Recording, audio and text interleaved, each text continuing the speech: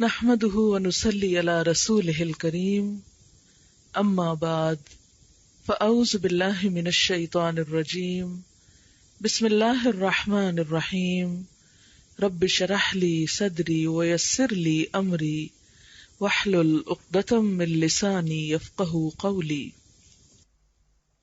سورۃ الملک 29ویں پارے کی ابتدا ہوتی ہے تبارک الذی بیدہ الملک، بہت بابرکت ہے وہ جس کے ہاتھ میں کائنات کی بادشاہت ہے، وَهُوَ عَلَى كُلِّ شَيْءٍ قَدِيرٌ، اور وہ ہر چیز پر پوری قدرت رکھتا ہے، طاقت رکھتا ہے۔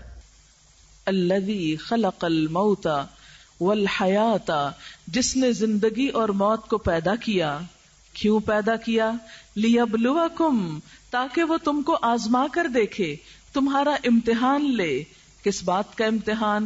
ایکم احسن عملا، کہ تم میں اچھے کام کرنے والا کون ہے، اور وہ غالب اور بخشنے والا ہے۔ جس نے 7 آسمان اوپر تلے بنائے، تو اے دیکھنے والے، اللہ رحمان کی پیدائش میں کوئی بے ضابطگی تم نہ پاؤ گے۔ دوبارہ نظریں ڈال کر دیکھو، کیا کوئی شگاف نظر آتا ہے؟ پھر دوہرا کر دیکھو، بار بار دیکھو، تمہاری نگاہ تھک کر نامراد پلٹ آئے گی۔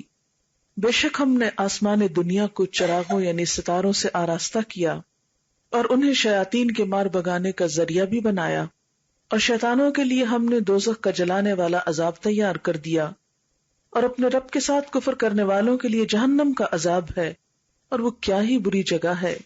جب اس میں یہ ڈالے جائیں گے تو اس کی بڑے زور کی آواز سنیں گے، اور وہ جوش مار رہی ہوگی۔ قریب ہے کہ غصے کے مارے پھٹ جائے۔ جب بھی اس میں کوئی گروہ ڈالا جائے گا، اس سے جہنم کے داروغے پوچھیں گے، کیا تمہارے پاس کوئی ڈرانے والا نہیں آیا تھا؟ وہ جواب دیں گے، بے شک آیا تھا، لیکن ہم نے اسے جھٹلا دیا، اور ہم نے کہا کہ اللہ تعالیٰ نے کچھ بھی نازل نہیں کیا، تم بہت بڑی گمراہی میں ہو۔ اور وہ کہیں گے، کاش ہم سن لیتے یا ہم عقل سے کام لیتے تو آج اس جلتی ہوئی بھڑکتی ہوئی آگ کے سزاواروں میں شامل نہ ہوتے، اور یوں وہ اپنے گناہوں کا اعتراف کر لیں گے، بس لعنت ہو دوزخ والوں پر۔ اس وقت میں نے آپ کے سامنے چند آیات سورۃ الملک کی پڑھی ہیں۔ سورۃ الملک کی فضیلت آپ سب جانتے ہیں، یہ قرآن پاک کی اہم ترین سورتوں میں سے ایک سورت ہے۔ اس کی فضیلت میں متعدد احادیث آتی ہیں۔ اس میں سے ایک حدیث ہے کہ نبی صلی اللہ علیہ وسلم نے فرمایا، اللہ کی کتاب میں ایک سورت ہے جس میں صرف 30 آیات ہیں، یہ آدمی کی سفارش کرے گی یہاں تک کہ اس کو بخش دیا جائے گا، یعنی جو شخص اس کو پڑھے گا اس کے لیے یہ سورت سفارشی بنے گی۔ اسی طرح ایک دوسری روایت میں ہے، قرآن مجید میں ایک سورت ہے جو اپنے پڑھنے والے کی طرف سے جھگڑا کرے گی حتیٰ کہ اسے جنت میں داخل کرائے گی۔ ایک اور روایت میں آتا ہے کہ نبی صلی اللہ علیہ وسلم رات کو سونے سے قبل سورۃ الف لام میم السجدہ اور سورہ ملک ضرور پڑھا کرتے تھے۔ اسی طرح ایک اور روایت میں آتا ہے کہ سورہ ملک عذاب قبر سے روکنے والی ہے، یعنی اس کا پڑھنے والا عذاب قبر سے محفوظ رہے گا۔ سوال یہ پیدا ہوتا ہے کہ آخر اس سورت میں کون سی ایسی بات ہے کہ جس کی وجہ سے، جس کے پڑھنے سے انسان کی بخشش ہوگی، اور وہ سورت انسان کے لیے جھگڑا کرے گی اور اسے جنت میں داخل کرائے گی؟ حالانکہ کلام تو سارا اللہ تعالیٰ کا ہے، سارا اسی نے اتارا، جبریل علیہ السلام لے کر آئے، محمد صلی اللہ علیہ وسلم پر اتارا گیا، تو پھر ایسا کیوں ہے کہ کچھ صورتوں کو بعض صورتوں پر معنی کے اعتبار سے یا ان کے جو تاثیر ہے اس کے اعتبار سے زیادہ فوقیت حاصل ہے؟ تو اس کی بنیادی وجہ یہ ہے کہ کچھ صورتوں کے اندر اتنا پر اثر اور اتنا جامع مضمون بیان کیا گیا ہے کہ واقعی اگر کوئی شخص اس کو سمجھ کر پڑھنے والا ہو تو ہو نہیں سکتا کہ اس کا عمل نہ بدلے، یعنی وہ انسان کی زندگی میں ایک ایسا زبردست رول پلے کرتی ہے کہ ان صورتوں کو روز پڑھنے والا، ان پہ غور و فکر کرنے والا کچھ نہ کچھ اپنے عمل میں ضرور تبدیلی کرتا ہے۔ اور جب انسان نیکی کے رستے پہ چل پڑتا ہے تو انسان ہونے کے ناطے چھوٹی موٹی خطائیں، کمزوریاں، کوتاہیاں جو ہم میں سے ہر ایک کے ساتھ ہیں وہ پھر اگنور کر دی جاتی ہیں۔ تو آئیے دیکھتے ہیں کہ اس صورت میں کیا بتایا گیا ہے. فرمایا تبارک الذی بیدہ الملک، بہت بابرکت ہے وہ ذات جس کے ہاتھ میں پوری بادشاہت ہے. یعنی اللہ تعالی کا تعارف کروایا جا رہا ہے کہ اللہ تعالی وہ ہستی ہے جس نے اس کائنات کو پیدا کیا، پھر وہ اس کو چلا بھی رہا ہے، اور اس کے سارے معاملات اس کے ہاتھ میں ہیں، ہر چیز اس کے اذن سے ہوتی ہے. پوری بادشاہت کا وہ مالک ہے، اور ایسا مالک کہ وَهُوَ عَلَى كُلِّ شَيْءٍ قدیر، وہ ہر چیز پر پوری قدرت بھی رکھتا ہے، ہر چیز پر اس کی طاقت بھی ہے. دنیا میں آپ نے دیکھا ہوگا کہ بہت سے لوگوں کو عہدہ تو مل جاتا ہے لیکن ان کے پاس کوئی خاص اتھارٹی نہیں ہوتی. عہدہ رکھتے ہوئے بھی بسا اوقات وہ بہت ہی مجبور اور بے کس ہوتے ہیں. دنیا کے کئی بادشاہ برائے نام بادشاہ ہوتے ہیں، ایک بادشاہ کا ٹائٹل ان کو مل جاتا ہے، لیکن عملی طور پر حکومت کے معاملات میں ان کا کوئی رول نہیں ہوتا یا کوئی عمل دخل نہیں ہوتا. لیکن اللہ تعالیٰ وہ بادشاہ حقیقی ہے کہ جس کے ہاتھ میں پوری کائنات کی نہ صرف یہ کہ بادشاہت ہے بلکہ وَهُوَ عَلَى كُلِّ شَيْءٍ قدیر، پورا اختیار بھی ہے. ہر چیز اس نے خود بنائی، ان چیزوں کا مالک حقیقی بھی وہی ہے، ان چیزوں کا انتظام کرنے والا بھی وہی ہے. اللہ تعالیٰ کے اس تعارف کے بعد فرمایا گیا الذی خلق الموت والحیات، یہ وہی ذات ہے جس نے موت اور زندگی کو بنایا ہے. گویا اللہ تعالی نہ صرف یہ کہ پوری کائنات کو بنانے والا اور اس کا بادشاہ ہے، بلکہ ہماری زندگی کو بنانے والا، ہمیں پیدا کرنے والا، ہمیں اس دنیا میں لانے والا بھی وہی ہے. الذی خلق الموت والحیات. سوال یہ پیدا ہوتا ہے کہ پہلے موت کا لفظ آیا ہے، بعد میں زندگی کا لفظ آیا ہے، ایسا کیوں ہے؟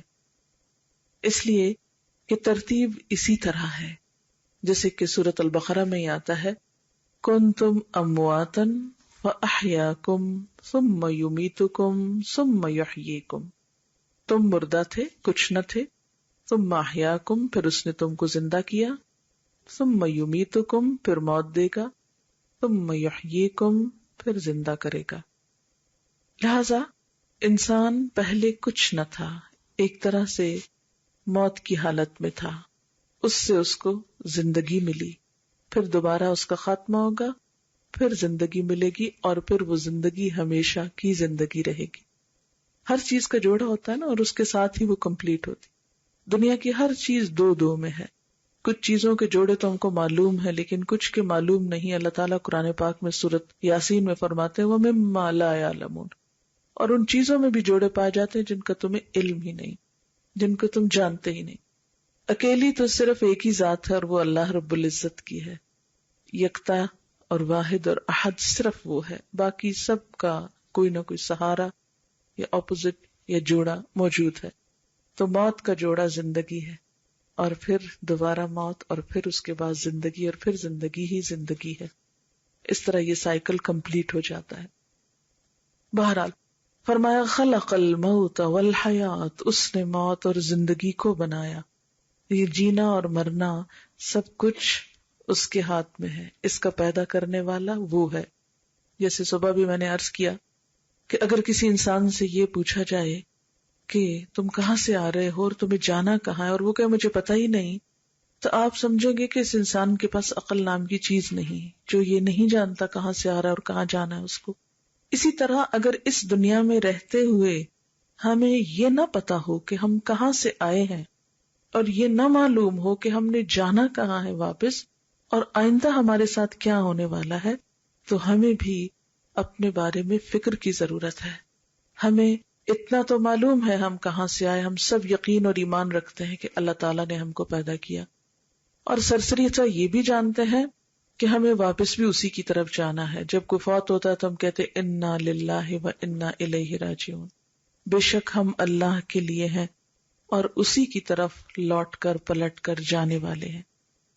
تو اس سے کیا پتہ چلتا ہے کہ جہاں سے آئے ہیں وہیں واپس جانا ہے ہم کو.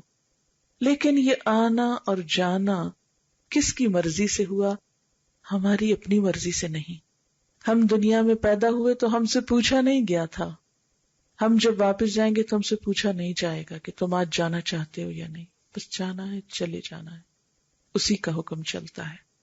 لہذا جو رب ہمیں لاتا ہے اور جو لے جاتا ہے، جس کی مرضی سے ہم آئے ہیں اور جس کی مرضی سے واپس جانا ہے، عقل مند انسان وہ ہے جو بیچ کے حصے میں بھی اللہ کی مرضی مان لے، یعنی آنے اور جانے کے بیچ میں جو ہمیں اختیار دیا گیا ہے، ہمیں مرضی کرنے دی گئی ہے، اس میں ہم اپنی خوشی، اپنی رضامندی اور اپنی مرضی کے ساتھ اللہ تعالی کی طرف رجوع کریں اور اس کی طرف پلٹیں۔ کامیابی انہی لوگوں کے لیے ہے جو اپنی خوشی سے رب العزت کی طرف رجوع کرتے ہیں۔ تو فرمایا الذی خلق الموت والحیات، جس نے موت اور زندگی کو بنایا۔ کیوں بنایا؟ یہ درمیان کا حصہ ہمیں کیوں ملا، یہ زندگی کیوں ملی؟ لیبلوکم، تاکہ تمہارا امتحان لے، تاکہ تمہیں آزما کر دیکھے۔ کیا آزمائش؟ ایکم، کون سا تم میں سے، احسن عملا، اچھے عمل کرنے والا ہے۔ یہ ہے دراصل موت اور زندگی اور پھر اس کے بعد موت کے بیچ کے عرصے میں ہمارا رول، کہ ہم سب امتحان میں ہیں، ہم سب کو آزمایا جا رہا ہے، ہم سب سے دیکھا جا رہا ہے۔ کیا دیکھا جا رہا ہے؟ ایکم احسن عملا، کہ تم میں اچھے کام کون کرتا ہے۔ گویا اللہ تعالیٰ نے جب ہمیں دنیا میں بھیجا تو ایک طرف ہماری کچھ ضروریات رکھی، ان کو پورا کرنے کی بھی ہم کو اجازت دی۔ مثلا جو بچہ پیدا ہوتا ہے اس کو بھوک لگتی ہے، ہم نے دیکھا ہوگا کہ پیدا ہوتے ہی بچہ دودھ کی تلاش میں ہوتا ہے، یوں لگتا ہے جیسے بھوکا آیا دنیا میں، اور اس کو چین کب آتا ہے؟ جب اس کو کچھ دے دیا جائے کھانے کو۔ اور آپ نے دیکھا ہوگا کہ اب بچے کو فوراً ماں کی فیڈ دیتے ہیں تو کس طرح بچہ فوراً سک کرنے لگتا ہے، جس سے پتہ چلتا ہے جیسے پہلے سے ٹریننگ لے کے آئے۔ حالانکہ دنیا میں تو کسی نے اس کو نہیں سکھایا کہ دودھ کیسے پیتے ہیں، لیکن پہلے ہی دن وہ پینا شروع کر دیتا ہے، سک کرنے لگتا ہے۔ تو اس کا کیا مطلب ہے کہ یہ اس کے ساتھ ضرورت اور یہ اس کی ٹریننگ اللہ تعالیٰ ہی کی طرف سے ہوئی۔ ان ضروریات کو پورا کرنا، اس کی ہمیں اجازت بھی ہے اور یہ بھی ایک عبادت ہے، کیونکہ یہ اللہ نے ہمارے ساتھ ضرورت رکھی ہے کھانے کی۔ لہذا حلال رزق کھانا، اس کا کمانا، اس کے لیے کوشش کرنا، یہ سب عبادت میں شامل ہوتا ہے اور اس میں کوئی ناپسندیدہ چیز نہیں۔ اسی طرح ہر انسان بغیر لباس کی دنیا میں آتا ہے، پھر اللہ تعالیٰ اس کو لباس پہننے کو کہتے ہیں، تو ظاہر ہے کہ بنائے گا تو پہنے گا۔ تو یہ اس کا بنانا جو ہے اور اس کا پہننا جو ہے، اور پھر لباس کو زینت بھی کہا گیا، اس کا خوبصورت ہونا جو ہے، اس کے حدود کے اندر جو اللہ تعالیٰ نے ہمیں بتا دی، یہ بھی ہمارے لیے ایک عبادت بن جاتا ہے۔ تو ہم دیکھتے ہیں کہ انسان کے ساتھ ایک طرف تو ضروریات رکھی گئی اور ان کا پورا کرنا رکھا گیا، اور دوسری طرف اللہ تعالیٰ نے یہ بھی ساتھ بتا دیا کہ میں تم سے رزق نہیں چاہتا، ما اريد منهم من رزق وما اريد ان يطعموني، میں اپنے بندوں سے رزق نہیں چاہتا، نہ میں یہ چاہتا ہوں کہ وہ مجھ کو کھلائیں۔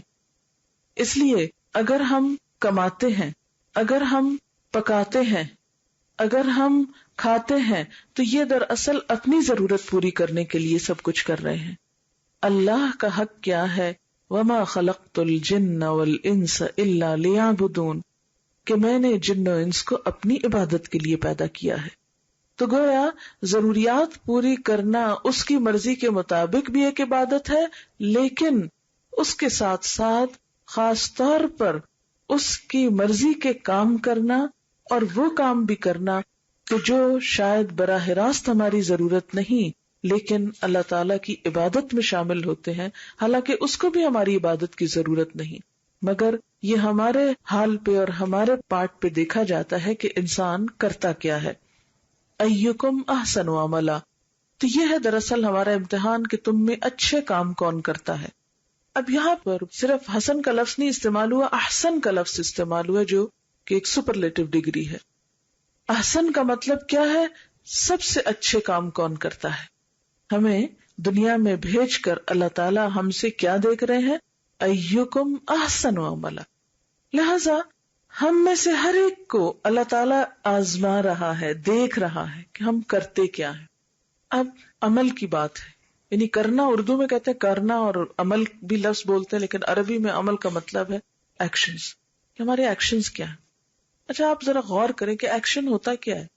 ایکشن کس کو بولتے ہیں نا، یا عمل کس کو بولتے ہیں؟ عمل 3 چیزوں کا نام ہے جس کی ابتدا سوچ سے ہوتی ہے، انسان کی نیت سے ہوتی ہے، ارادے سے ہوتی ہے. وہ ارادہ انسان کے الفاظ بنتے ہیں، یعنی انسان کے بول، اور پھر وہ انسان کے عمل میں ڈھل جاتی ہے، یعنی فعل. سوچ، قول اور فعل، ان تینوں کو ملا کر انسان کا ایکشن بنتا ہے. اب آپ دیکھیں کہ پھر انسان کا عمل 2 طرح کا ہوتا ہے، ایک اس کا انڈیویجول لیول پر اپنی ذات کے ساتھ، اور ایک اس کا دوسرے بندوں کے ساتھ. تو پھر جو فعل ہے انسان کا، ایک عمل ہے اور ایک معاملہ ہے. اب اللہ تعالی ہم سے یہ دیکھ رہے ہیں کہ ہمارا عمل کیسا ہے، اور کیسے سے مراد کیا ہے؟ ایکم احسن عملا، کہ سب سے اچھا عمل کس کا ہے. ہم سب دنیا سے جب واپس جائیں گے تو ہم سے یہی پوچھا جائے گا کہ تم عمل کیا کر کے آئے گو. کسی سے یہ نہیں پوچھا جائے گا تمہاری جائیداد کتنی تھی، کسی سے نہیں پوچھا جائے گا تمہاری ڈگریاں کتنی تھی، کسی سے نہیں پوچھا جائے گا تمہارا بینک بیلنس کیا تھا، کسی سے نہیں پوچھا جائے گا تم جب مرے تھے تمہاری وارڈ روم میں کپڑے کتنے لٹکے ہوئے تھے، نہیں پوچھا جائے گا تمہارے بچے پیچھے کتنے رہ گئے تھے، نہیں پوچھا جائے گا تمہاری دوستیاں کتنی تھی، تم کس ملک میں رہتے تھے، کس شہر میں رہتے تھے، کس گھر میں رہتے تھے، کس ایریا میں رہتے تھے. ان میں سے کوئی بھی سوال نہیں کیا جائے گا. سوال کیا جائے گا؟ کر کے کیا لائے ہو، عمل کیا ہے پاس. یہ جو کچھ میں نے تمہیں دیا تھا، خواہ بچے تھے، علم تھا، گھر تھا، شوہر تھا، دوست تھے، اچھا رہن سہن تھا، یہ سب کچھ، یہ تو میری نعمتیں تھی تمہارے پاس. بتاؤ ان نعمتوں کو پا کر تم نے کیا کیا، کر کے کیا آئے ہو. تو ہول سول جو سوال ہم سے کیا جائے گا وہ ہمارے عمل کا ہے. ایک حدیث پاک میں آتا ہے، ان اللہ لا ينظر الى صورکم واموالکم ولکن ينظر الى قلوبکم واعمالکم. اللہ نہ تمہاری صورتیں دیکھتا ہے نہ تمہارے مال دیکھتا ہے. کسی کا خوش سے خوش شکل ہونا اللہ تعالیٰ کو ذرا بھی امپریس نہیں کرتا. کوئی کتنا بھی اسمارٹ ہو، کتنا بھی حسین ہو، وہ اس سے بالکل متاثر نہیں ہوتا، کیونکہ اس نے یہ نہیں کہا احسن شکلا، کس کی شکل اچھی، یہ نہیں مانگا اس نے، کیونکہ شکل تو اس نے خود بنائی، جس کی جیسے چاہی گھڑ کے بنا دی. وہ تو اس کا اپنا کام ہے، اس لیے وہ اس سے متاثر ہی نہیں ہوتا. پھر فرمایا ولا الی اموالکم، نہ تمہارے مالوں سے متاثر ہوتا ہے، اس لیے کہ وہ تو مالک الملک ہے، اور بیدہ الملک، ساری کائنات کی بادشاہت اس کے ہاتھ میں. اس کو کیا اس سے فرق پڑتا ہے کہ کوئی انسان زمین کے ایک چھوٹے سے حصے کا مالک ہے؟ اس کی نگاہ میں تو وہ ذرے کے برابر بھی نہیں ہے. یہ وہ معیار ہیں جو ہم نے دنیا میں انسانوں کو پرکھنے کے رکھے ہوئے ہیں. جب ہم کسی سے امپریس ہوتے ہیں تو دیکھتے ہیں کہ اس کے پاس ڈگری کون سی ہے، تمہارا دل بیٹھنے لگتا ہے اچھا فلاں ڈگری ہے اس کے پاس، یا کسی کا گھر ایسا ہے تو ہم ایک دم متاثر ہو جاتے ہیں، یا کسی کا مال زیادہ، یا بزنس بڑا ہے تو ہم اس سے ذرا دبنے لگتے ہیں کہ ہاں وہ ہم سے بڑا ہے، روب کھانے لگتے ہیں وغیرہ وغیرہ. لیکن اللہ تعالیٰ تو ان میں سے کسی بھی چیز سے متاثر نہیں ہوتے، سب اس کی اپنی دین ہے، اس کی اپنی تقسیم ہے. وہ کیا دیکھتے ہیں ہم سے؟ ایکم احسن عملا، کہ تم میں سے سب سے اچھے کام کس کے ہیں. اسی لیے ان اکرمکم عند اللہ اتقاکم، تم میں اللہ کے نزدیک سب سے زیادہ عزت والا وہ ہے جس کے اندر تقوی زیادہ ہے، جس کے اندر خدا کا خوف زیادہ ہے. اگر کسی کے دل میں خدا کا خوف نہیں تو وہ اللہ تعالیٰ کے نزدیک کچھ بھی وقت نہیں رکھتا، کوئی بھی اہمیت نہیں رکھتا. وَلَكِنْ يَنْظُرُ إِلَىٰ قُلُوبِكُمْ، وہ تو تمہارے دلوں کو دیکھتا ہے، تمہارے دل کیسے ہیں. وَأَعْمَالِكُمْ، اور تمہارے اعمال کو دیکھتا ہے. تو پھر وہیں سے بات آ جاتی ہے کہ اعمال کس طرح بنتے ہیں.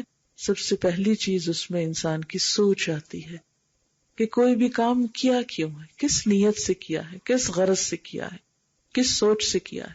مثلاً ایک شخص اگر کعبۃ اللہ بھی جاتا ہے اور اس کو بیت اللہ کے اندر نماز کی اجازت مل جاتی بہت بڑی نیکی ہمارے نزدیک شاید اس سے بڑی کسی نیکی کا تصور نہیں. ہم بہت خوش قسمت سمجھیں گے اس کو کہ جس کو وہاں سے بلاوا آ جائے اور پھر اللہ کے گھر کے اندر اس کو نماز پڑھنے کا موقع ملے. بہت کم لوگوں کو ملتا ہے، یعنی خانہ کعبہ کے جو کمرہ ہے اس کے اندر. لیکن اگر کسی نے وہاں بھی نماز اس لیے پڑھی کہ میں ہر ایک کو بتا سکوں کہ میں کتنا لکی ہوں اور کتنا نیک ہوں اور کتنی بڑی میں نے نیکی کی کہ میں اس کمرے میں جا کے نماز پڑھ کے، اور ہر ایک کو شہرت حاصل کر رہا ہے اور دکھاوا کر رہا ہے، تو اللہ تعالیٰ کے نزدیک یہ بڑی سی بڑی نیکی بھی کوئی اہمیت نہیں رکھتی. اسی طرح اگر کوئی شخص اپنی ساری پونجی بھی خدا کی راہ میں دے دیتا ہے لیکن نیت اس کی کیا ہے کہ لوگ مجھے سخی کہیں، تو اللہ کے نزدیک اس کی سخاوت ایک مچھر کے پر کے برابر بھی وزن نہیں رکھتی. اسی طرح اگر کوئی شخص بظاہر ساری رات کھڑا رہتا ہے اور نفلیں پڑھتا رہتا ہے، سارا دن روزہ رکھتا ہے، لیکن اس کے دل میں کیا چور چھپا ہوا ہے کہ لوگ مجھے بہت پرہیزگار اور متقی اور بہت اللہ والا سمجھے.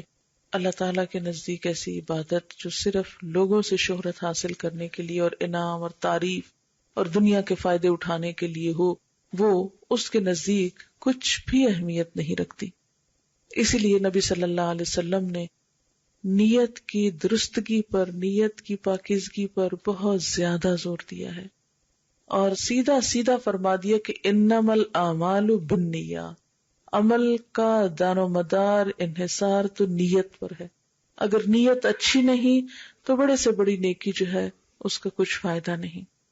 اگر ہماری نیکی کا مقصد یہ ہے کہ ہم دوسروں کو دبا سکیں، دوسروں پہ روب جھاڑ سکیں، دوسروں کے مقابلے میں نمایاں ہو سکیں، دوسروں سے زیادہ امپورٹنس حاصل کر سکیں، لوگ ہماری تعریفیں کریں، تو اللہ تعالیٰ کے نزدیک ایسی کوئی چیز آخرت میں فائدہ نہ دے گی.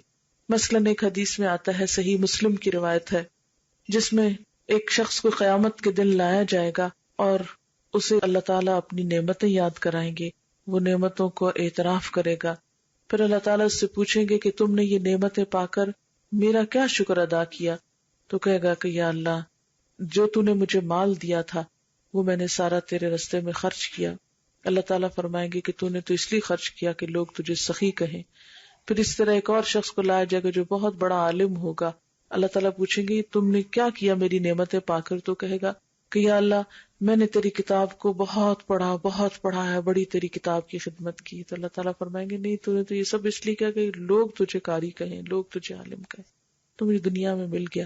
اسی طرح ایک شہید کو لایا جائے گا، بلکہ سب سے پہلے شہید کا مقدمہ لایا جائے گا، تو اس سے اسی طرح پوچھا جائے گا. تو کہے گا کہ اللہ، میں نے تو تیرے راستے میں اپنی جان تک دے دی. اللہ تعالیٰ فرمائیں گے کہ نہیں، یہ شخص جھوٹ بولتا ہے، یہ تو سب کچھ اس لیے کر رہا تھا تاکہ لوگ اس کو کیا کہیں، شہید کہیں. اور میں تجھے دنیا میں صلہ مل گیا، لوگوں نے تجھے شہید کہہ دیا، دوسرے کو قاری کہہ دیا، تیسرے کو عالم کہہ دیا، چوتھے کو سخی کہہ دیا. اب میرے پاس تمہارے لیے کچھ بھی نہیں. اور پھر حکم ہوگا کہ لے جاؤ اور گھسیٹتے ہوئے سے اوندے منہ جہنم میں پھینکو، کیونکہ اس نے نیکی کا ایک ڈھونگ رچایا ہوا تھا، نیکی کا پرچار تھا، صرف دکھاوے کی نیکی، حقیقت میں اندر کچھ بھی نہیں تھا، اندر کھوکھلا تھا. آپ دیکھیں کہ مثلاً آپ ایک پھل خریدتے ہیں، بظاہر بہت خوبصورت نظر آتا ہے، لیکن آپ کھولتے ہیں تو اندر سے وہ جیسے کانا کہتے ہیں، یا وہ اندر سے کوئی ایسی چیز اس کو پپوندی لگی ہوئی ہے، تو آپ اس کو کھائیں گے، کیا کریں گے؟ سیدھے کا سیدھا اٹھا کے بن میں پھینکیں گے. اگر کوئی نٹ خریدتے ہیں اور اس کو توڑتے ہیں اور اندر سے کچھ نہیں نکلتا تو آپ کیا کریں گے؟ اٹھا کے اس کو بن میں پھینکیں گے. کوئی بھی چیز جو اندر سے درست نہ ہو تو صرف ظاہر سے اس کا اچھا ہونا کوئی زیادہ فائدہ نہیں دیتا. لیکن چونکہ نیت کسی کو نظر نہیں آتی، اس لیے عام طور پر ہم سب لوگ اس کی طرف سے غافل رہتے ہیں. اور شیطان کا ٹھکانہ بھی وہی ہے، چونکہ نیت کی بنیاد دل میں ہوتی ہے نا، دل سے جنم لیتی ہے. اور شیطان مردود جو ہے ہمارا دشمن، وہ بھی وہیں بیٹھا ہوا ہے، وہ بھی اسی رستے سے اندر جاتا ہے. تو ادھر سے ہم اچھا خیال سوچتے ہیں، اسی لیے دیکھیں نا، سب سے زیادہ جنگ انسان کو اپنی نیت کے ساتھ کرنی پڑتی ہے. سب سے زیادہ مشکل مرحلہ یہی ہے. اب کھینچتان کے ظاہری عبادتیں پھر بھی کر لیتے ہیں، لیکن وہاں اس کو پکڑنا اور اس کو ہاتھ ملانا اور اس کو کنٹرول کرنا اور بار بار اس کی باگیں کھینچنا، یہ سب سے مشکل ترین امتحان ہے انسان کی زندگی میں، کیونکہ غیر محسوس طریقے سے انسان پھسلنے لگتا ہے ادھر ادھر ہونے لگتا ہے. لہذا ہم سب کو اس کے لیے اللہ تعالیٰ سے خاص دعا کرنی چاہیے کہ یا اللہ تو ہماری نیت کو اپنے لیے خالص کر لے. ہم چھوٹی نیکی کریں یا بڑی کریں، جو تو ہمیں توفیق دے ہم کریں، لیکن ہم تیری رضا کے لیے کریں، تیری خوشی کے لیے کریں. ورنہ تو بڑے سے بڑا مال خرچ کیا ہوا، ایفرٹ لگائی ہوئی، محنت کی ہوئی، سب کی سب بیکار ہو سکتی ہے. دوسری چیز جس کا انسان سے امتحان ہوگا، انسان کی سوچ کے بعد، انسان کے دل کے اور انسان کے اندر کے بعد، وہ انسان کی زبان ہے. دیکھیے کہ دل کے خیالات تو پورے چھپے ہوئے، لیکن زبان آدھی باہر بھی نظر آتی ہے اور آدھی اندر بھی ہوتی ہے. اور اصل میں تو وہ دل ہی کی عکاس ہے. انسان کیا بولتا ہے جو اس کے دل میں ہوتا ہے. آپ نے دیکھا ہوگا کہ جو چیز آپ کو اچھی لگتی ہے آپ بار بار اس کا تذکرہ کرتے رہتے ہیں. اپنے بچوں میں جو آپ کو اچھا لگے بار بار اس کا نام آپ کے منہ پہ آتا ہے. بہن بھائیوں میں سے، انسانوں میں سے جس سے آپ کو محبت ہو، بار بار آپ اس کا ذکر کرتے ہیں، اس کی بات کرنا آپ کو اچھا لگتا ہے. تو انسان کی جو زبان ہے یہ اس کا دوسرا بڑا امتحان ہے. قیامت کے دن بہت سارے لوگ محض زبان کی بے احتیاطیوں کی وجہ سے جہنم میں جا رہے ہوں گے. ان کے پاس اچھے عمل ہوں گے لیکن زبان کا استعمال صحیح نہیں کیا ہوگا. اور آپ دیکھیں کہ جو ہی غصہ آتا ہے، جو ہی کسی کے ساتھ کوئی انبن ہوتی ہے، ہم فوراً زبان کا طوفان کھول دیتے ہیں اور پھر نہیں سوچتے کہ سچ کیا ہے، جھوٹ کیا ہے، جائز کتنا ہے، ناجائز کتنا ہے. الزام تراشی، تہمت لگانا، دوسرے کا حق مارنا اور دوسرے کے ساتھ برا بھلا سلوک کرنا، تو یہ سب کچھ زبان ہی کے راستے ہوتا ہے. یعنی شاید ایک توپ کا گولہ اتنا نقصان دہ نہیں ہوتا یا ایک تلوار کا وار اتنا نقصان دہ نہیں ہوتا جتنا زبان کا غلط استعمال دوسروں کے دلوں کو چیر کے رکھ دیتا ہے، زخمی کر دیتا ہے، اور عرصے تک وہ زخم جو ہے وہ درست نہیں ہوتے. نبی صلی اللہ علیہ وسلم فرمائے کہ ایک شخص جنت والے عمل کرتا رہتا ہے اور جنت کے قریب ہو چکا ہوتا ہے کہ اپنی زبان سے ایک ایسا لفظ نکالتا ہے کہ جس کی وجہ سے وہ جہنم کی اتھاہ گہرائیوں میں جا پہنچتا. یعنی گویا زبان کا غلط استعمال انسان کی عمر بھر کی کمائیوں کے لیے ڈائنامائٹ کی حیثیت رکھتا ہے کہ آپ بڑے سے بڑا ٹاور کھڑا کر لیں، نیکیوں کا پہاڑ کھڑا کر لیں، لیکن اس کو برباد کر لیں ایک غلط زبان کے جملے سے. اس لیے زندگی کے آخری لمحوں تک انسان کو اپنی نیت کے ساتھ ساتھ اپنی زبان کے لیے بہت کوشش کرنی چاہیے کہ اس کا استعمال درست ہو، اور اس کے لیے بھی انسان کو ایفرٹ کرنی پڑتی ہے. آپ دیکھیں کہ کوئی بھی ہمیں سے فرشتہ تو ہے نہیں، لیکن یہ بھی یاد رکھیں کہ اللہ نے ہم کو شیطان بھی نہیں پیدا کیا، ہاں ہمیں انسان بنایا ہے. ہم میں سے جو کوشش کرے نیکی کی طرف تو وہ فرشتوں سے بھی آگے نکل سکتے ہیں، لیکن اگر انسان گرتا ہے تو پھر شیطان سے بھی بدتر ہو جاتا ہے، کیونکہ شیطان صرف رستہ دکھا دیتا ہے اور پھر ہم کر کے دکھا کے اس سے بھی آگے نکل جاتے ہیں. تو اس لیے ہمیں اعتدال میں رہنا ہے ان دونوں کے بیچ میں جو انسانی رویہ ہے. اللہ تعالیٰ نے ہم سے یہ نہیں کہا کہ ہم سب کچھ اپنی خواہشات کو چھوڑ دیں، ہم انسانوں کے ساتھ تعلق کاٹ دیں اور ہم دنیا سے بالکل الگ تھلگ ہو کے بیٹھ جائیں. یہ نہیں تعلیم ہمارے دین کی. ہمیں دنیا کے اندر رہتے ہوئے اتنے آسان طریقے سے زندگی بسر کرنا ہے کہ جس میں کسی کے حقوق بھی متاثر نہ ہو، نہ ہم کسی کے بارے میں برا سوچیں، نہ بدگمانی رکھیں اور نہ ہی زبان غلط استعمال کریں. یہ دونوں چیزیں باہم جڑی ہوئی ہیں. تو جب یہ کہا گیا نا احسن و عملا، کہ تم میں اچھے کام کون کرتا ہے، تو ہم ایسے موقع پر سب اپنی اپنی نیت، اپنے خیال، اپنی سوچ، اپنے دل کا جائزہ لیں کہ ہم لوگوں سے جب ملتے ہیں کس نیت کے ساتھ، کس ذہنیت کے ساتھ، کس سوچ کے ساتھ، پھر یہ کہ ہم کتنا دوسروں کو معاف کر سکتے ہیں، ہم کتنا دوسروں کے ساتھ احسان کر سکتے ہیں. کیونکہ معاشرے کے اندر، کسی خاندان کے اندر خوبصورتی آ نہیں سکتی جب تک کہ انسان احسان کا رویہ اختیار نہیں کرتا. عدل کیا ہوتا ہے؟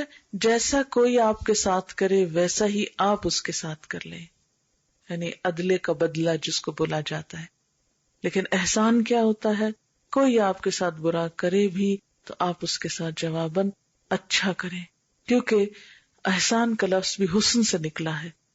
خوبصورتی اسی وقت آتی ہے جب انسان تھوڑی سی چیز کو کنٹرول کر کے اپنے آپ کو اچھے رستے پر قائم رکھتا ہے. تیسری چیز جب یہ کہے گی کہ ایکم احسن عملا، کہ تم میں سب سے اچھے کام کون کرتا ہے، تو اس میں پھر انسان کی ذاتی عبادات بھی آ جاتی ہیں اور انسان کے انسانوں کے ساتھ رویے بھی آ جاتے ہیں. ذاتی عبادات میں مثال کے طور پر نماز ہے، تو نماز کو صرف بس پڑھ نہیں ڈالنا کہ بس آیا ہے وقت اور بس اتار پھینکو جلدی سے ختم کرو، نہیں. احسن عملہ میں کیا ہے کہ انسان اس کا رکوع اور سجدہ اچھی طرح کرے، دل لگا کر نماز پڑھے، اللہ تعالی کی ملاقات سمجھتے ہوئے، اس کی عبادت سمجھتے ہوئے، اس کی طرف رجوع کرتے ہوئے، خشوع و خضوع کرتے ہوئے. جب تک یہ کیفیت نہ ہو نماز احسن نہیں بنتی.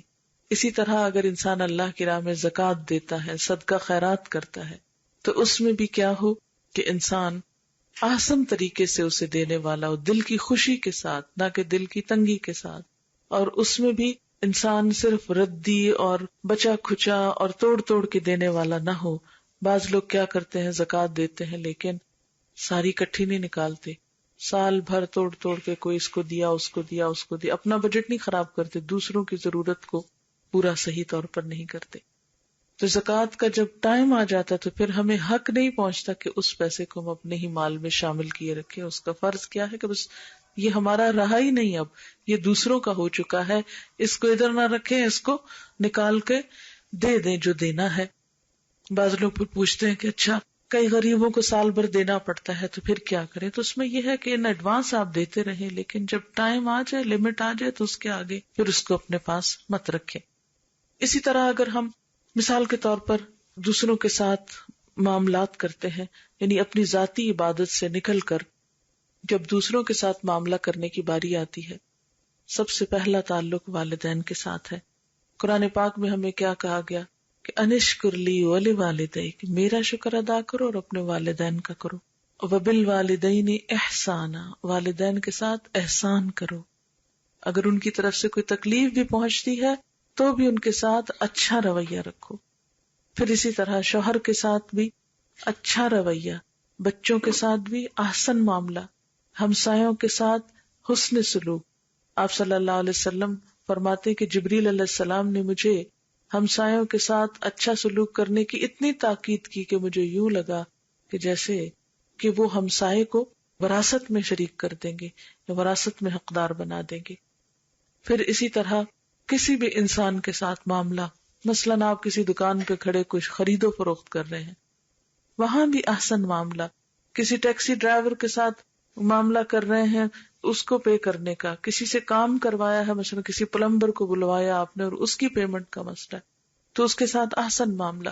یعنی کوئی بھی جگہ ہو، کوئی بھی موقع ہو، کسی بھی انسان کے ساتھ کچھ بھلائی کرنی پڑے تو کھلے دل کے ساتھ اور اچھی نیت کے ساتھ، اچھے ارادے کے ساتھ. یعنی احسن عمل اندر کی نیت بھی خوبصورت ہو اور باہر سے اس کا طریقہ کار بھی درست ہو. مثلاً آپ دیکھیں کہ ہمارے ہاں بہت سے لوگ نماز تو پڑھتے ہیں مگر ان کو پڑھنے کا طریقہ ہی نہیں آتا، اور جب طریقہ ہی نہیں آتا تو پھر وہ نماز احسن کیسے بن سکتی ہے نا. اور ہمارا امتحان ہے یہ کہ ہم عبادت کیسے کر کے آتے ہیں. یعنی یہاں سوال یہ نہیں ہے کہ نماز پڑھیں یا نہ پڑھیں، کیونکہ وہ تو مسلمان کی پہچان ہے. نماز کے بغیر تو مسلمان کی پہچان ہی نہیں ہے. ایک مسلمان اور غیر مسلم میں سب سے بڑا فرق ہی نماز ہے، کیونکہ اب ہمارے شکل کے اوپر تو نہیں لکھا ہوتا کہ ہم مسلمان ہیں، نہ ہی ہماری گفتگو سے بہت پتہ چلے گا، لیکن مسلمان اور کافر جب ایک جگہ پر جمع ہوں گے تو جو ہی اذان کا وقت آئے گا وہ الگ الگ ہو جائیں گے. یہ ایک بہت بڑا سمبل ہے، ایک بہت بڑا فرق ہے. لیکن اگر مسلمان بھی اسی طرح بیٹھے رہے جیسے نان مسلم، پھر کس بات کا فرق ہے؟ ناموں کا فرق تو اسلام نہیں ہے کہ ہمارا نام جو ہے وہ احمد ہے اور ان کا نام ایلن ہے مثلا، یا کچھ اور ہے. تو اس سے تو بات نہیں بنے گی. بات تو اس وقت بنے گی جب ہمارے اور ان کے عمل میں فرق ہوگا. اسلام اور کفر کے درمیان حد فاصل ہے یہ نماز، لیکن ہمارے ہاں اس کو کتنا لائٹلی لیا جاتا ہے اور اس کی طرف توجہ ہی نہیں دی جاتی. تو بات یہ ہے کہ نماز پڑھنے یا نہ پڑھنے میں تو کوئی کوشچن ہی نہیں ہے کہ کوئی شخص کہے میں مسلمان ہوں اور اس کے بعد وہ نماز کی طرف نہ توجہ کرے. لیکن نماز پڑھنے کے ساتھ ساتھ پھر مزید جس چیز کی طرف توجہ کرنے کی ہم سب کو ضرورت ہے کہ اس کو احسن طریقے سے پڑھے. اچھا، احسن طریقے میں پھر دو چیزیں آ جاتی ہیں. مثلاً ایک نماز کا باطن ہے اور ایک نماز کا ظاہر ہے. ان دونوں کا اچھا ہونا بھی ضروری ہے. اچھا، اسلام میں جتنی بھی عبادات ہیں، جتنی بھی چیزیں ہیں، اس میں دونوں طرف کی تعلیمات ملتی ہیں. ہم مسلمانوں نے زیادہ اہمیت ظاہریت کو دی ہے اور دوسرا پہلو ہم نے اگنور کر دیا ہے. اب دیکھیں کہ اسپرٹ کے بغیر باڈی کچھ بھی نہیں ہے. ہمارا ظاہری ڈھانچہ، ہڈیاں اور گوشت کچھ نہیں جب تک ہماری روح نہیں اندر. اسی طرح کسی بھی چیز کے اندر جب تک وہ اسپرٹ نہ ہو، جب تک وہ اندر کی قوت نہ ہو جو بے شک چھپی ہوئی ہے، اس وقت تک اس چیز کی کچھ بھی ویلیو نہیں. جیسے میں نٹ کی مثال دی، یا ویجیٹیبل کی، یا فروٹ کی مثال دی، کہ جو بظاہر چاہے کتنا بھی اچھا لگتا ہو، لیکن اگر اندر اس کے کھانے کی چیز نہیں، استعمال کی چیز نہیں، تو وہ کچھ بھی نہیں، اس کی کوئی حیثیت نہیں. تو نماز میں بھی ایک نماز کا ظاہر ہے اور ایک نماز کا باطن ہے. ان دونوں کا ہی اچھا ہونا ضروری ہے. ہم مسلمانوں نے فرق کیسے کیا کہ جب کسی کو یہ بات بتائی جاتی ہے کہ ظاہر کا کچھ اہتمام کرو، مثلاً یہ کہ پراپرلی ڈریسڈ اپ ہو تو پھر نماز پڑھو، تو وہ کہتے نہیں ہماری نیت بہت اچھی ہے، ہمارا اندر بہت اچھا ہے، اور یہ عذر کر کے وہ جو ظاہر کے طور طریقے ان کو چھوڑ دیتے. جو لوگ ظاہر کی بہت پابندی کرتے ہیں، بسا اوقات وہ اس بات سے غافل ہوتے ہیں کہ ان کی نماز کا خشوع و خضوع کیا ہے. اسلام کیا کہتا ہے؟ دونوں طرف رکھو. یہی بیلنس ہے اور یہی اعتدال کی راہ ہے، اور اسی چیز کا نام حسن ہے. اچھا، ہم لوگوں کا حال کیا ہے؟ جب ہم دنیا کی طرف نکلتے ہیں تو ہم دین کو بالکل بھول جاتے ہیں، اس کو کہتے ہیں یہ اتنا نیسیسری نہیں. اچھا، پھر کیا ہوتا ہے کہ ہم دین کی طرف نکلے تو دنیا سے بالکل ہی غافل ہو گئے. یعنی ہم مسلمانوں کو معلوم نہیں کیا مشکل ہے کہ ہم ایکسٹریمسٹ لوگ ہیں. ایک طرف پڑھتے ہیں تو بس اسی طرف نکل جاتے ہیں، دوسری طرف اگر اللہ کے حقوق ادا کرنے لگے تو بندوں کو بالکل بھول گئے، اور اگر بندوں کی خدمت کرنے لگے تو خدا کو فراموش کر دیا. حالانکہ ہمارا امتحان کے ٹیسٹ کیا ہے؟ ٹیسٹ یہی ہے کہ دونوں چیزوں کے درمیان ایک بیلنس رہے. اسی لیے اسلام میں یہ پسندیدہ نہیں کہ کوئی شادی نہ کرے. ویسے کرسچینٹی میں ہو سکتا ہے کہ یہ بہت بڑا کسی کے لیے میرٹ ہو کہ اس نے شادی نہیں کی اور ساری زندگی خدا کے نام پہ وقف کر دی، لیکن اسلام میں یہ کوئی میرٹ نہیں ہے. اسلام میں یہ کوئی نیکی نہیں ہے کہ ایک شخص اپنی ازدواجی زندگی کو چھوڑ کر یہ کہے کہ میں ساری زندگی اپنے آپ کو اللہ کے نام پہ وقف کرتا ہوں. نبی صلی اللہ علیہ وسلم نے کیا فرمایا؟ نکاح میری سنت ہے، جو میری سنت سے منہ موڑے گا اس کا مجھ سے کوئی تعلق نہیں ہے. نکاح عبادت ہے، شادی کرنا ایک نیکی کا کام ہے، کیونکہ وہ انسان کو حرام رستوں اور حرام چیزوں سے بچنے کی قوت دیتا ہے. بہرحال تو بات میں کر رہی تھی نماز کی ظاہر اور باطن پر. تو نماز کا ظاہر کیا ہے کہ انسان کا لباس پاک ہو اور لباس درست ہو، اس کا سطر ڈھاکا ہوا ہو، پھر جگہ پاک ہو جس جگہ پر وہ نماز پڑھ رہا ہے، پھر وقت درست ہو، پھر اس کا رخ قبلے کی طرف ہو. اسی طرح اس کے لباس پر کوئی ایسی چیز نہ ہو جس سے نماز میں خلل آئے. نماز کا باطن کیا ہے کہ انسان کے اندر خشوع و خضوع ہو، جیسے قرآن پاک میں آتا ہے قد افلح المؤمنون الذین هم فی صلاتهم خاشعون. یقیناً فلاح پا گئے وہ مومن جو اپنی نمازوں میں خشوع و خضوع اختیار کرتے ہیں. یعنی خشوع کا مطلب کیا ہوتا ہے؟ دب جانا، یعنی نماز کے اندر بندگی کا احساس پیدا ہونا. اچھا، بہت سے لوگ یہ کہتے رہتے ہیں کیا کریں نماز میں بڑے خیالات آ جاتے ہیں. کوئی شخص اس سے پاک نہیں. یہ ماننے کی بات ہی نہیں کہ کوئی کہے کہ مجھے نماز میں کوئی خیال نہیں آتا. میں نے آج تک نہیں دیکھا کوئی شخص جو یہ کہتا ہو کہ مجھے نماز میں کوئی خیال نہیں آتا. کیوں؟ اس لیے کہ ہمارا دماغ کے طریقہ ہی کچھ ایسا ہے کہ آپ سو بھی رہے ہو نا تو بھی آپ کا دماغ کام کرتا ہے. کہا نماز کی تو بات ہی الگ ہے، اگر آپ سو بھی جائیں تو آپ کو خواب آتے رہتے ہیں، کچھ نہ کچھ خیال آتے رہتے ہیں. وہ فنکشنل ہوتا ہے، کچھ نہ کچھ. وہ مثلا سوتے ہوئے بچے کو دیکھیں آپ، یا کسی بھی انسان کو دیکھیں سوتے ہوئے، کبھی وہ سائڈ لے رہا ہوتا ہے. اگر آپ کسی سے پوچھے رات میں تم نے کتنی دفعہ سائڈ بدلی، اس کو نہیں یاد ہوگا. تو اب یہ اگر دماغ کام ہی نہ کرے تو یہ مسلز اور یہ جسم موو بھی نہیں کر سکتا.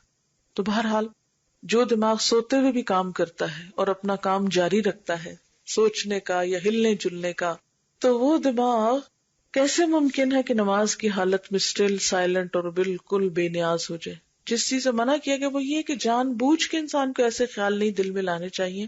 اگر ایسے برے خیال آ رہے ہیں تو اس کے لیے نبی صلی اللہ علیہ وسلم نے کیا بتایا کہ بائیں طرف دل کے طرف رخ کر کے تھتکار دو 3 مرتبہ اور اعوذ باللہ من الشیطان الرجیم پڑھو. ایک صحابی کو آپ نے یہ طریقہ بتایا تھا تو ان کے وہ وسوسے جو نماز کی حالت میں ہوتے تھے وہ چلے گئے. کیونکہ بعض اوقات شیطان عبادت کے موقع پر بہت پیچھے پڑ جاتا ہے. مثلا آپ وضو کرتے ہیں تو وہ پیچھے پڑ جاتا ہے، اس کا نام بلحان ہے، وہ بار بار وسوسے ڈالتا ہے، تمہارا وضو ہی نہیں ہوا. کیوں؟ اس لیے کہ وضو میں شک رہے گا تو پھر نماز بھی ٹھیک نہیں ہوگی، اس کی خشوع نہیں آئے گا. اسی طرح جب نماز میں خشوع نہیں آئے گا تو پڑھ کے بھی اس کو مزہ نہیں آئے گا، بے چینی رہے گی. جب بے چینی ہوگی کچھ دن بعد پڑھنا ہی چھوڑ دے گا. اور چونکہ شیطان نے خود سجدے سے انکار کیا تھا، لہٰذا وہ انسان کے لیے بھی کیا چاہتا ہے کہ یہ سجدے سے انکار ہی کرے. اور سب سے پہلا کام جو ہم سے کراتا ہے وہ یہ ہے کہ نماز سے بددلی کروا کے انسان کو دور کر دے. بہرحال اب آپ دیکھیں کہ اگر ہم نے نماز میں یہ دونوں چیزیں برقرار نہ رکھی تو پھر نماز کیا ہے، محض ایک ایکسرسائز ہو جاتی ہے یا خانہ پوری والی بات ہو جاتی ہے، احسن عمل نہیں بنتی. تو ہمیں اس چیز کی کوشش کرنی ہے کہ ہر کام کے اندر حسن، خوبصورتی. جیسے ہم دنیا کے کام کرتے ہیں نا تو ہم عام طور پہ کہتے ہیں میں بہت پرفیکشنسٹ ہوں، میں جو کام کرتی ہوں بس اس میں پرفیکشن مجھے اچھی لگتی ہے. ہم کھانا پکاتے ہیں تو اس میں بہت پرفیکشن کا خیال رکھتے ہیں، گھروں کو ڈیکوریٹ کرتے ہیں، اپنے لباس کو، اپنے آپ کو، ہر چیز میں ہم پرفیکشنسٹ کہلانا پسند کرتے ہیں. لیکن جو ہی دین کا معاملہ آتا ہے تو تھوڑے سے تھوڑے پہ ہم کہتے ہیں بس کافی ہے، اس میں پرفیکشن کی ضرورت نہیں. حالانکہ اس کے بدلے میں جنت ملے گی ہم کو. دنیا میں ہم پرفیکشنسٹ ہو بھی گئے تو زیادہ سے زیادہ کیا انعام مل جائے گا ہم کو. اس میں ٹھیک ہے اس کو بھی اچھے طریقے سے نبھانا چاہیے. یہ نہیں کہا اسلام نے کہ تم دنیا میں بے وقوف نظر آؤ یا اپنے آپ سے غافل ہو جاؤ یا تم سادھو بن جاؤ یا کنگھی کرنا چھوڑ دو یا تم بال نہ سنوارو. آپ کو یاد ہوگا کہ ایک صحابی جب آئے اور ان کے بال الجھے ہوئے تھے تو آپ نے کیا کہا، جاؤ کنگھی ہے تمہارے پاس، جاؤ کنگھی کر کے آؤ. آپ صلی اللہ علیہ وسلم صفائی کا ایک بہترین نمونہ تھے. صفائی کو ایمان کا حصہ بنا دیا گیا کہ یہ ایمان کا حصہ ہے. مومن ہی نہیں ہو سکتے اگر صاف ستھرے نہیں رہو گے. تو اس سے آگے اور کیا ہو سکتا ہے، پھر باقی کیا بچا. تو ہمارا امتحان کیا ہے، ایکم احسن عملا، تم میں سب سے اچھے کام کون کرتا ہے. اچھا یہ احسن عمل جو ہے نا، یہ ایکسٹریمسٹ ہونا نہیں ہے، کام میں خوبصورتی پیدا کرنا ہے. ایسی نماز کہ جو اللہ تعالیٰ کو پسند آ جائے، ایسا وضو جو اس کو پسند آ جائے. اور یہ سب کچھ کس طرح ہوتا ہے، اس کی 2 بنیادیں، ایک تو اخلاص نیت اور اس کے ساتھ ساتھ سنت کا اتباع. جب تک نبی صلی اللہ علیہ وسلم کا طریقہ نہ ہو اس وقت تک کوئی عمل بھی احسن نہیں ہوا کرتا. یعنی احسن کا معیار ہماری عقل نہیں قائم کرے گی، ورنہ تو ہر شخص کا معیار فرق ہو جائے گا نا. اچھا آج ہمارے ہاں کنفیوژن کیوں ہے مسلمانوں کے اندر؟ یعنی ہر شخص ایک عجیب ڈائلیما میں نظر آتا ہے. کیونکہ مثلاً آپ کسی سے کچھ سنتے ہیں، کسی سے کچھ سنتے ہیں، ایک اسکالر آتا ہے ایک کہہ جاتا ہے، دوسرا آتا ہے کچھ اور کہہ جاتا ہے، پھر آپ سوچتے ہیں پتہ نہیں کس نے صحیح کہا تھا اور کس نے غلط کہا تھا، ہمیں کیا کرنا چاہیے. یہ کنفیوژن کیوں ہوتے ہیں؟ یہ اس وجہ سے ہوتے ہیں کہ ہم بسا اوقات بغیر دلیل کے لوگوں کی بات مانتے چلے جاتے ہیں. ہمارا معیار یا ہمارا کرائیٹیریا کوئی انسان نہیں ہونے چاہیے، ہمارا معیار اللہ تعالیٰ کی کتاب اور اس کے رسول صلی اللہ علیہ وسلم کی سنت ہونا چاہیے. زندگی کا کوئی کام ایسا نہیں کہ جو نبی صلی اللہ علیہ وسلم نے نہ کیا. لیکن افسوس یہ کہ جیسے قرآن پاک کا معاملہ تو عام طور پر یہ ہوتا ہے کہ ہم رمضان میں جیسے پڑھ لیتے ہیں، تراویح میں سن لیتے ہیں، ترجمہ بھی پڑھ لیتے ہیں، تفسیر بھی کچھ نہ کچھ پڑھ لیتے ہیں، درس وغیرہ ہو جاتے ہیں. لیکن نبی صلی اللہ علیہ وسلم کی سیرت کے بارے میں، آپ کے سنت کے بارے میں، آپ کے طرز زندگی کے بارے میں، طرز عمل کے بارے میں عام طور پر ہم اتنی توجہ نہیں کرتے، اس کو اتنی اہمیت نہیں دیتے. یہی وجہ ہے کہ جب ہر شخص اپنی عقل کے مطابق دین کو لیتا ہے، اپنی خواہش کے مطابق لینے لگتا ہے، اپنی مرضی کے مطابق انٹرپریٹ کرنے لگتا ہے، تو پھر کنفیوژنز پیدا ہونے لگتے ہیں، پھر ایک کشاکش پیدا ہونے لگتی ہے. لہٰذا کوئی بھی چیز جب ہم کو کرنا ہو، کوئی بھی کام جب ہمیں کرنا ہو تو ہمیں زیادہ سے زیادہ یہ دیکھنا چاہیے کہ کیا اللہ کے رسول صلی اللہ علیہ وسلم نے کیا. مثلاً یہ صورت ہی جب میں نے اس کی فضیلت بتائی تو آپ کا حق ہے کہ آپ مجھ سے پوچھیں کہ جی آپ کہہ رہی ہیں کہ یہ اس کے پڑھنے والے کو عذاب قبر سے محفوظ رکھا جاتا تھا، یہ کس نے کہا ہے؟ میری تو کوئی اتھارٹی نہیں کہ میں آپ کو ایسی کوئی بات سنا دوں، یہ اللہ کے رسول صلی اللہ علیہ وسلم ہی کی اتھارٹی ہے۔ اچھا، اسی طرح ہم دیکھتے ہیں کہ بہت سے لوگ حج کرنے کے جاتے ہیں لیکن ان کو پتہ ہی نہیں ہوتا حج کیا کرنا ہے، وہ جیسے لوگ کر رہے ہوتے ہیں اور ایک کنفیوژن میں جاتے ہیں، کنفیوژن میں واپس لوٹ آتے ہیں۔ حج کر کے آپ کو کہتے ہیں، وہ اصل میں کئی لوگوں کو پوچھتی ہوں کہ دوسرا حج کیوں کر رہے ہو، کہتے ہیں وہ جو پہلے کیا تھا نا اس کو تو سمجھ ہی نہیں تھی کہ کیا کرنا ہے، آپ ذرا دوسرا تسلی سے کرنے کے لیے جا رہے ہیں، آسن کی کیٹیگری میں کرنے کے لیے جا رہے ہیں۔ تو اب ہر شخص کو تو موقع نہیں مل سکتا کہ 2 دفعہ حج کرے یا 2 دفعہ ایک کام کرے، تو اس لیے بہتر کیا ہے کہ جو کام آپ کرنے لگے اس کے بارے میں جان لیں، اس کے بارے میں معلوم کر لیں، اپنی زندگی کا، اپنے وقت کا مینجمنٹ اس طرح کریں، تقسیم اس طرح کریں کہ اپنے کھانے پینے کے لیے، خریدنے کے لیے، اڑنے پہننے کے لیے، رشتہ داروں دوستوں کے لیے، کمائی کرنے کے لیے بھی وقت ہو، اور اس کے ساتھ ساتھ ان سارے کاموں کی لسٹ میں ایک لازمی کام دین سیکھنے کا بھی ہو، کیونکہ احسن عمل اس وقت تک نہیں ہو سکتا جب تک ہم اس کو صحیح طور پر سیکھیں گے نہیں۔ صرف کتاب سے پڑھنا اور سیکھنا نہیں کہلاتا جب تک کسی کرنے والے سے کر کے نہ دیکھا جائے یا کروا کے نہ دیکھا جائے۔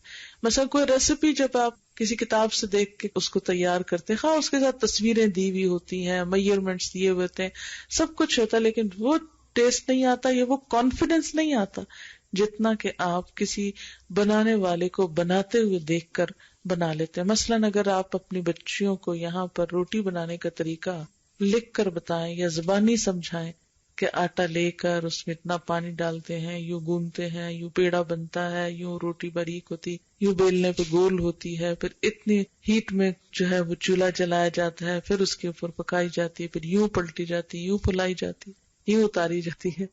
تو آپ جتنی مرضی زبانی کہانی کریں، سوال ہی پیدا نہیں ہوتا کہ وہ اس کو صرف زبانی سن کے وہ کر ڈالیں۔ کیا ہوگا؟ ہو سکتا ہے آٹا بہت سخت رکھتے ہیں، ہو سکتا ہے بہت پتلا کر دیں، ہو سکتا ہے پیڑا صحیح نہ بنے، اس کو بال بنا کے رکھتے ہیں، ہو سکتا ہے کہ بیلنا نہ آئے، ہو سکتا ہے کہ توا ٹھنڈے پہ ڈال دیں اور وہ چمٹ جائے، ہو سکتا ہے کہ تیز آگ ہو اور وہ جل جائے، اور ہو سکتا ہے کہ وہ کچی کچی پلٹاتے رہیں جس سے کوئی سائڈ بھی صحیح نہ پکے۔ تو یہ آپ نے اگر سکھائی ہے چپاتی بنانا تو آپ نے کیسے سکھائی نا، ایک ایک سٹیپ کر کے دکھایا۔ اسی طرح نبی صلی اللہ علیہ وسلم نے ایک ایک کام کر کے دکھایا اور پھر وہ ایک ایک ڈیٹیل اس کی محفوظ ہے، اور ہمیں بھی اس طریقے کو جاننے کی ضرورت ہے اور استاد کی ضرورت ہوتی ہے کہ جس سے ہم مختلف چیزوں کا طریقہ سیکھ لیں۔ دیکھیں، دنیاوی تعلیم کے لیے اسکول، کالجز، یونیورسٹیز کیوں بنی ہے؟ کیا مقصد ہے ان کے بننے کا؟ گھر میں بیٹھ کے کیوں نہیں ڈاکٹر بن جاتے؟ گھر بیٹھ کر آپ کیوں نہیں کوئی بھی سبجیکٹ پڑھ لیتے؟ اسکول کا مقصد ہی یہ ہوتا ہے کہ وہاں جا کر مل بیٹھ کر ایک دوسرے کے ساتھ ایک کمپٹیشن بھی ہو جاتا ہے، ایک دوسرے کے ساتھ ڈسکشنز ہوتی ہیں، ایکسچینج آف آئیڈیاز ہوتے ہیں، تو وہ کام کرنا آسان ہو جاتا ہے۔ اسی طرح یہ ہے کہ آپ لوگ بھی اپنے لیے ایسی پلاننگ کریں کہ جس میں آپ دین کو باقاعدہ تھوڑا تھوڑا سیکھیں۔ میں نہیں کہتی کہ روز ہی آپ کوئی ایسی کلاسز شروع کریں یا روز ہی آپ بیٹھیں۔ اگر آپ ہفتے میں ایک دن بھی 2 گھنٹے کا، 2.5 گھنٹے کا ایسا سیشن رکھتے ہیں کہ مثلاً آپ زکوٰۃ کا ٹاپک رکھ لیں اور زکوٰۃ کے بارے میں جو بھی چیزیں ہیں ساری کی ساری آپ کے ذہن میں ایک طرح سے واضح ہو جانی چاہیے، تاکہ اگر آپ ان لوگوں میں شمار ہوتے ہیں جنہیں زکوٰۃ دینا ہے تو آپ دے سکیں۔ میں کبھی کبھی سوچتی ہوں کہ ہم لوگ دنیا کے معاملے میں کتنے پرٹیکولر ہیں کہ ٹیکس ادا کرنے کے لیے پورا علم لوگوں کو پتا ہوتا ہے، کہاں کہاں سے کیا بچت ہو سکتی ہے، ایک ایک کھانا جو ہے اس کو پراپر طریقے سے فل کرنا پڑتا ہے، اس کی انٹریز کرنی پڑتی ہیں، اور اس میں کتنے پرٹیکولر ہوتے ہیں۔ لیکن زکوٰۃ کے معاملے میں نہ تو کوئی ہم مسلمانوں نے پروفارما بنایا ہے، نہ کوئی کویسچنئر ہے، نہ کوئی ایسا ڈاکیومنٹ ہے کہ جسے ہم تیار کر کے تو ہر ایک کو دے سکیں کہ یہ ہے آپ کس کیٹیگری میں فال کرتے ہیں، اے میں کرتے ہیں، بی میں کرتے ہیں، سی میں کرتے ہیں، اور پھر اس کے بعد ہر شخص اپنے آپ کا خود سیلف اسیسمنٹ کر کے دیکھ لے، کیونکہ اس قسم کی کوئی ٹریننگ ہی نہیں ہے۔ آپ دیکھیں ایک چارٹرڈ اکاؤنٹنٹ بننے کے لیے کتنے سال پڑھائیاں کی جاتی ہیں اور کتنی محنت کی جاتی ہے، لیکن علم وراثت کو جاننے والے کتنے لوگ ہیں جو موجود ہوں گے۔ ایسا نہیں کہ مسلمانوں میں دماغ موجود نہیں، لیکن افسوس یہ کہ اس کی طرف توجہ نہیں، اس کی اتنی اہمیت نہیں، لیکن ہم توجہ نہ بھی کریں، اہمیت نہ بھی دیں تو بھی امتحان میں تو پڑ گئے. اب ایک طالب علم کمرہ امتحان میں ہوتے ہوئے اگر یہ کہے کہ نہیں مجھے تو کوئی پرواہ نہیں کہ میں پرچہ کیسا کرتا ہوں، صحیح کرتا ہوں یا غلط کرتا ہوں، تو یہ اس کا اپنے دل کو بہلانے کے لیے اچھا خیال ہے، لیکن اسے پتا ہے کہ غلط کام کرنے کی صورت میں کانسیکوینسز کیا ہو سکتے ہیں. آپ دیکھیے کہ اگر آپ گندم بوتے ہیں تو کیا نکلتا ہے، کیا اگتا ہے؟ گندم ہی نکلتی ہے نا، کچھ اور تو نہیں نکلتا، جو تو نہیں نکلیں گے. اگر آپ چاول بوتے ہیں تو آپ چاول ہی کاٹیں گے، جو بوئیں گے وہی باہر نکلے گا. اسی طرح اگر ہم اچھی نماز پڑھیں گے تو اچھا نتیجہ سامنے آئے گا، کوئی بھی عمل اچھا کریں گے تو اچھا نتیجہ آئے گا. اس لیے دین کا معاملہ بھی ایک اہم معاملہ ہے زندگی کا، اور اس کے لیے ہمیں توجہ دینی ہوگی اور اس کی طرف غور و فکر کرنا ہوگا اور اس کے لیے سیکھنا ہوگا، جاننا ہوگا. جیسے نبی صلی اللہ علیہ وسلم فرمایا طلب العلم فریضۃ علی کل مسلم، علم کا حاصل کرنا ہر مسلمان پہ فرض ہے. اور اس میں یہ نہیں کہا کہ نہیں بوڑھے ایگزمپٹڈ ہیں یا جوان یا عورتیں یا بزنس کرنے والے یا فلاں اور فلاں یا دوسرے ملکوں میں رہنے والے، نہیں، ہر مسلمان خواہ وہ دنیا کے کسی بھی حصے میں رہتا ہے، کوئی بھی لباس پہنتا ہے، کوئی بھی رنگ رکھتا ہے، کوئی کھانا کھاتا ہے، کچھ بھی، یہ تو ضروریات زندگی ہے. جہاں آپ پیدا ہوگے آپ خود بخود ویسا ہی کلچر اپنا لیں گے، وہ تو آپ اپنے آس پاس کو دیکھ کر وہ چیزیں تو خود بخود آ جاتی، انسان سیکھ لیتا ہے. لیکن دین ایک ایسی چیز ہے جو خود بخود نہیں آتی، اس کو سیکھنا پڑتا ہے، اس کو جاننا پڑتا ہے، اسے معلوم کرنا پڑتا ہے. اگر آپ اپنے بچوں کو نماز پڑھنے کا طریقہ نہیں سکھائیں گے تو انہیں خود تو نہیں آئے گا، آپ ہی کو سکھانا ہے. اس لیے احسن عمل کرنے کے لیے ہمیں عمل کرنا سیکھنا ہے، ہمیں اس کو جاننا ہے. ٹھیک ہے، میں نہیں کہتی کہ ہر شخص علامہ بنے، ہر شخص عالم یا عالمہ بنے تو تبھی وہ دین پہ عمل کر سکتے، نہیں. جس جس چیز کی ضرورت پڑتی جائے وہ چیز سیکھتے رہے. مثال کے طور پر آپ بچے کی شادی کرنے لگے تو شادی سے پہلے بتائیں اس کو کہ اگر وہ لڑکا ہے کہ اس کی بیوی کے حقوق کیا ہیں، اگر وہ لڑکی ہے تو اس کے شوہر کے حقوق کیا ہیں، سسرال والوں کے حقوق کیا ہیں. اسی طرح اگر آپ ماں بننے والے ہیں تو آپ کو پتا ہونا چاہیے کہ ماں کی ذمہ داریاں کیا ہیں. اگر آپ بچے ہیں تو آپ کو پتا ہونا چاہیے کہ آپ کے والدین کے حقوق کیا ہیں. اگر آپ کے ہمسائے ہیں تو آپ کو پتا ہونا چاہیے کہ ہمسایوں کے ساتھ کیا کرنا ہے، وغیرہ وغیرہ. یعنی جو جو ضرورت پڑتی جائے ویسا ویسا انسان سیکھتا چلا جائے. اور اسی لیے کہتے ہیں نا کہ علم حاصل کرو پنگھوڑے سے لے کر قبر تک، ہے نا. ہمارے دین کا تو اصول یہی ہے نا کہ اس کے لیے کوئی ایج لمٹ نہیں ہے کہ جی ہم تو اب بوڑھے ہو گئے اب ہم کیا سیکھیں گے. چھوٹے ہوتے سے لے کر آخر تک، یعنی جس دن ہمارا دنیا سے آخری دن ہے اس دن تک ہمیں کچھ نہ کچھ سیکھتے رہنا. ہو سکتا ہے ابھی کچھ رہ گیا ہو. بالکل ایسے ہی جیسے ایک ایگزام میں پرچہ دیتے ہیں نا تو پہلے منٹ سے لکھنا شروع کرتے ہیں اور آخر تک لکھ کر، اور اگر تھوڑا سا وقت بچ جائے تو ہم پیچھے سے پلٹ پلٹ کے دیکھتے ہیں کوئی چیز رہ تو نہیں گئی، پھر کوسچن چیک کرنا شروع کر دیتے ہیں، پھر تسلی کرتے ہیں نہیں پورا ہو گیا، تاکہ اطمینان کے ساتھ کمرے سے باہر نکلے. تو ہم بھی یہ دنیا کا جو ایگزامینیشن ہال ہے اس سے جب نکلیں تو اطمینان کے ساتھ. اور پھر وَهُوَ الْعَزِيزُ الْغَفُورُ، وہ زبردست بھی ہے، معاف کرنے والا بھی ہے. زبردست کا کیا مطلب ہے کہ اگر تم نے اس کی اطاعت نہ کی، احسن عمل نہ کیے تو وہ پکڑ سکتا ہے، اور اگر کرنے کی کوشش کی اور پھر کچھ چھوٹ ہو گئی تو غفور بھی ہے، بخش بھی دیتا ہے، معاف بھی کر دیتا ہے. اور پھر ساتھ اللہ تعالیٰ کی مزید کچھ قدرت ہے. آپ دیکھیے پہلے اللہ تعالیٰ کا تعارف، پھر بعد میں اللہ تعالیٰ کا تعارف. الذی خلق السبع سماوات طباقا، جس نے 7 آسمان تہ بتہ بنائے. ما تری فی خلق الرحمن من تفاوت، تم رحمان کی تخلیق میں کسی قسم کا کوئی فرق نہ پاؤ گے، کوئی تفاوت، کوئی ڈسکرپنسی، کوئی کسی قسم کی کنٹرڈکشن ایسی نہیں تمہیں ملے گی کہ جس سے تم کو کہ یہاں کچھ ہے اور وہاں کچھ ہے. نہیں، نیچے سے لے کر اوپر تک ایک جیسا سسٹم چل رہا ہے. آپ دیکھیں جیسے ہماری ایک بریڈ کا پیس ہم کھاتے ہیں، کبھی ہم نے سوچا کہ یہ پیس کیسے بنا؟ جب تک زمین سے لے کر آسمان تک کی قوتیں آپس میں کوآرڈینیٹ نہیں کریں، ایک دوسرے کی مدد نہیں کریں، ہم ایک بریڈ کا پیس بھی نہیں کھا سکتے. گندم اگ نہیں سکتی جب تک زمین میں پانی نہ جائے، پانی ہو نہیں سکتا جب تک بارشیں نہ برسے، بارش برستی نہیں جب تک کہ سمندر کا پانی بھاپ بن کے نہ اٹھے، وہ پانی بھاپ بن کے اٹھ نہیں سکتا جب تک سورج نہ نکلے، یعنی سورج اس کے ساتھ تعاون نہ کرے. پھر سورج نکلے بھی اور پانی بھاپ بنے بھی تو ہوا جب تک کہنا نہ مانے اور اس پانی کو اٹھا کے آگے نہ چلے، بادل نہ بنے، اس وقت تک ہوتا نہیں. اور بادل جب تک برسے نہیں اس وقت تک، اور پھر برس کے زمین اس کو جذب نہ کرے، اگر سارے پھینکتی چلی جائے تو بھی بات نہیں بنتی. تو آپ دیکھیں کہ صرف ایک بریڈ کے پیس کے لیے سورج بھی خدمت گزار ہے آپ کا، ہوائیں بھی خدمت میں لگی ہوئی ہیں، سمندر بھی خدمت کر رہا ہے، زمین بھی اگانے پہ لگی ہوئی ہے. اور اس کے بعد اس کو آپ دیکھیں فصل کاٹتے ہیں، پھر اس کو پیستے ہیں، پھر اس کے گونتے ہیں، بیک کرتے ہیں، نہ جانے کیا کیا خدمتیں اس پر ہوتی ہیں، جب جا کر انسان اس میں سے ایک چیز کو اپنے لیے استعمال کے قابل بناتا ہے. تو اگر آپ دیکھیں کہ اس میں سے کوئی ایک چیز بھی اپنی جگہ سے ہل جائے اور وہ کوآپریٹ نہیں کرے تو انسان کچھ بھی کرنے کے لائق نہ ہو.